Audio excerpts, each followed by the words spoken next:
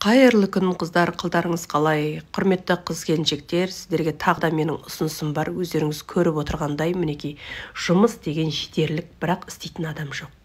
Енді мына жерде кешкі түнгі сменге деп атайын.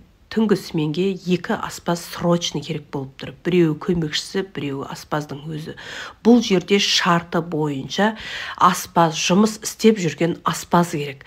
Үй тағамдарына емес, арнайы кафе, дәмханаларда жасалатын осындай тағамдарға арнайы жаңағы майталман болған аспаз керек. Айлықтың бағасы күніне 15 мың теңге, яғни 400 мың теңге айлық, ал помощницаға 12 мың теңге айлық. Ал істеймін деген жандар міндетті түрде осы менің WhatsApp нөміріме жазсаңыздар болады. Ар жағын қалғандарын түсіндіріп айтам. Кім бар, хабарласыңыздар.